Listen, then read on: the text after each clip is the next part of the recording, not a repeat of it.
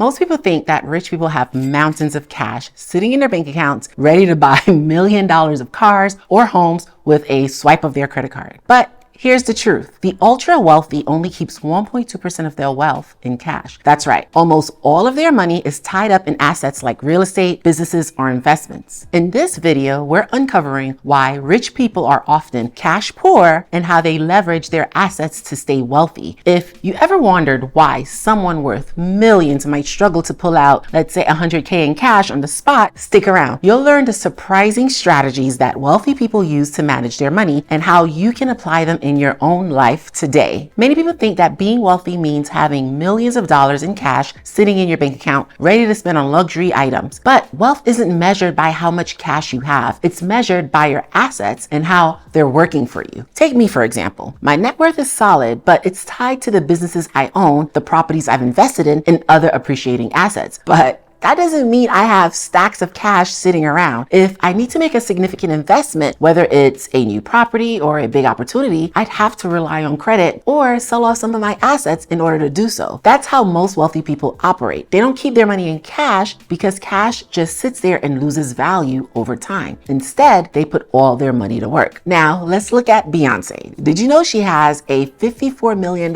mortgage on her $88 million Bel Air mansion? You think, why would Beyonce of all people take out a mortgage? Why not just pay it in cash? But here's why. Wealthy people often prefer to use cheap debt like low interest mortgages because it allows them to keep their cash invested in assets that earn them a higher return. Why tie up $88 million into one property when you can invest that cash elsewhere and potentially make more money? And what about Mark Zuckerberg? Even though he's one of the richest people in the world, Zuckerberg took out a 30-year mortgage on his Palo Alto home at an interest rate of just 1.05%. His reasoning? He didn't use his own cash for a home that's increasing in value by only 3% per year. Instead, he could keep this cash invested in his businesses, stocks, or other ventures that yield a higher return. By using other people's money for his home, Zuckerberg's wealth continued to grow, and his property appreciates in value, essentially making him money for just existing. The takeaway here is that the next time you hear someone wonder, why would a millionaire or a billionaire have a mortgage? Remember this, it's not because they can't pay cash, it's because their wealth is tied to investments and they understand the power of leveraging debt to grow even richer. Now, how can you apply these principles in your everyday life? Start thinking about debt as a tool, not as a burden. Use low interest debt strategically, like for a mortgage or a business investment, instead of depleting your savings. Invest in appreciating assets. Even if you start small, focus on things like real estate, index funds, or your retirement accounts. These things can grow in value. Keep your money working for you. Don't let cash sit idly in a savings account where inflation will eat away at its value. Make it work for you through investments. At the end of the day, it's not about how much cash you have sitting in your bank. It's about how wisely you use and grow that cash. Wealth is built by thinking strategically, not by being emotionally tied to the balance in your bank account. So if rich people aren't keeping piles of cash in the bank, where is their money? Let's talk about where the wealthy actually keeps their money and why this strategy helps them build even more wealth over time. The truth about building wealth isn't in saving cash. It's in making your money work for you. This concept is at the core of the most influential personal finance books like Rich Dad, Poor Dad, and The Millionaire Next Door. There's another one of my favorites, which is The Intelligent Investor by Benjamin Graham. These books reveal that wealth isn't about how much cash you have. It's about the assets you own and how they grow over time. Take real estate, for example. Rich Dad, Poor Dad emphasizes the importance of buying assets that generate cash flow. Real estate is one of the most reliable ways to build wealth because it pays you in two ways, through rental income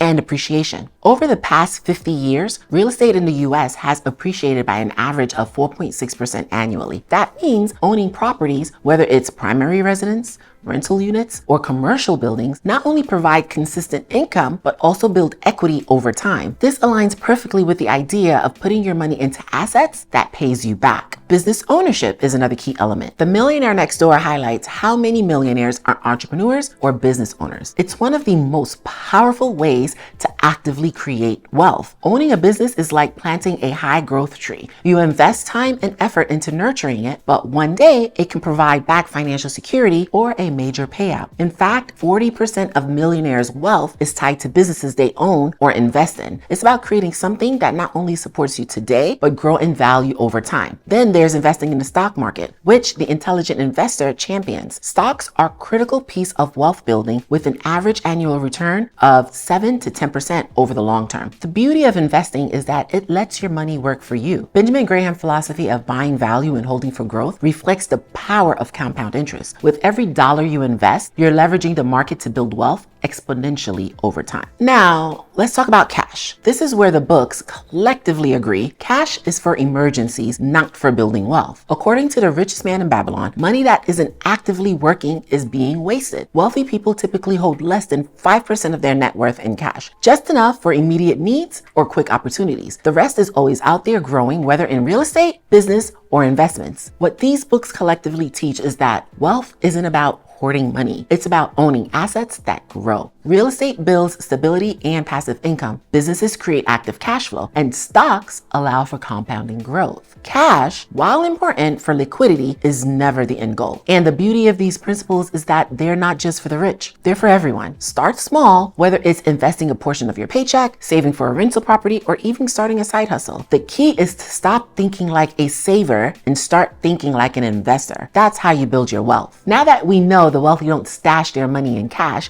you might be wondering why not? Isn't cash king? The reality is cash isn't just sitting still. It is quietly losing value every day. In fact, holding on to too much cash can actually hold you back from building real wealth. Cash might seem like the safest way to hold your money, but here's the problem. It's constantly losing value. This is due to inflation, which is the rate at which the prices of goods and services rise over time. On average, inflation in the US has been around 2 to 3% annually. While that might not sound like much, it does add up. So let's put this into perspective. Imagine you have about $10,000 sitting in a savings account earning little to no interest. In just 10 years, with 3% annual inflation rate, the purchasing power of that $10,000 would shrink to about $7,400. That means your money would buy significantly less, even though the dollar amount hasn't changed. Inflation slightly erodes the value of cash, making it a losing asset over time. Now, let's look on the flip side. If you took that same $10,000 over a 10-year period and you invested in like a diversified stock market portfolio with an average annual return of 7 to 10%, your money could grow to $20,000 or more, even after accounting for inflation. The growth in your investment far outpaces the erosion caused by rising prices. This is why the wealthy don't keep large amounts in cash. They understand that while cash is important for short-term needs, it's not a tool for growing wealth. Instead, they put their money into assets like stocks, real estate, and businesses that grow in value over time, staying ahead of inflation and multiplying their purchasing power. To protect your money's value and grow it, you need to invest in assets that outpace inflation. So if holding on to cash isn't the answer, how do the wealthy handle big purchases or seize investment opportunities? They use one of the most powerful tools available, credit. When wealthy people need to fund big purchases or investments, they don't just drain their bank accounts or sell off valuable assets. They use credit, and not just any kind of credit. They leverage what's called good debt. This isn't the kind of debt used for buying things that lose values like a car or a vacation. It's strategic, low interest debt backed by their assets, allowing them to keep growing their wealth. One of the most common tools is a security-backed loan. Imagine you have a stock portfolio worth $1 million.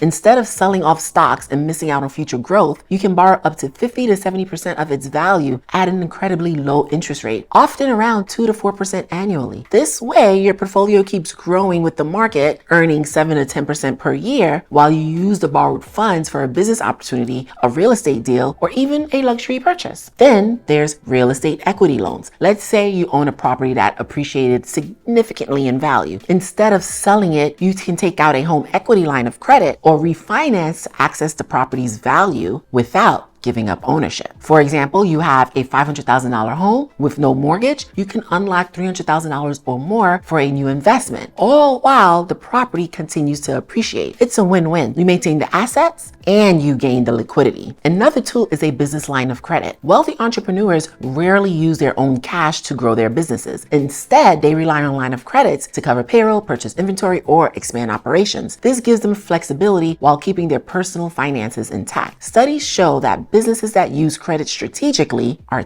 30% more likely to succeed long term because they can reinvest cash into growth. The reasons these strategies work is because they allow the wealthy to maintain their assets, which continues to grow in value while borrowing at a rate much lower than the returns those assets typically earn. This is the essence of good debt. It's money borrowed to build or grow wealth, not to buy liabilities. The lesson here is simple. The wealthy understands that credit isn't a crutch. It's a tool. By using credit strategically, they keep their money invested, multiplying its value over time. And this is a strategy anyone can start applying even on a smaller scale. The key is understanding the difference between borrowing to build wealth and borrowing to fund consumption. That's how the wealthy stay ahead. Now, here's the next question. If the wealthy are keeping their cash invested and leveraged in credit to fund their purchases, how do they make sure they keep even more of what they earn? The answer lies in one of the biggest wealth building tools, tax strategies. When it comes to building wealth, the wealthy knows that taxes can be one of the biggest drains on their earning. That's why they use tax efficient strategies to keep more of their money working for them. Let's start with the difference between capital gains tax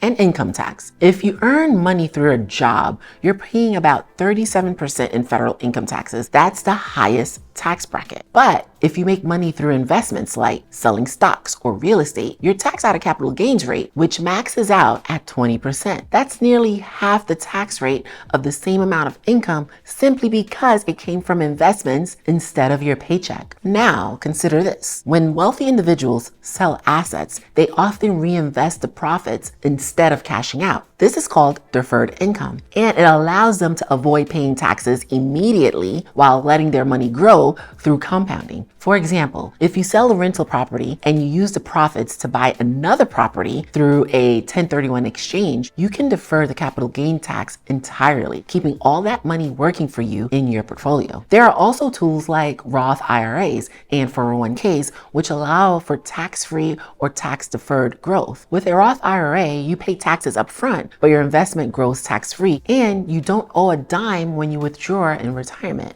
A 401k allows you to defer taxes on your contributions until you retire, reducing your taxable income now and letting your investments compound over decades. And let's not forget real estate depreciation, one of the most powerful tax advantages. Even as a property appreciates in value, you can deduct portion of its cost every year as if it's losing value. For example, if you own a rental property worth $500,000, you can deduct about $18,000 annually over 27.5 years, significantly lowering your taxable income. The takeaway, the wealthy don't just earn money, they strategize to keep it. By prioritizing investments over wages, deferring income, and leveraging tax advantage accounts and tools, they legally minimizes their tax burdens while maximizing their growth. And these strategies aren't reserved for the ultra rich. They're available to anyone willing to learn and apply them. I'd love to hear from you. What's one of the strategies that you're most excited to try, or something you've already done? Drop your thoughts and comments below. And if you found this video valuable,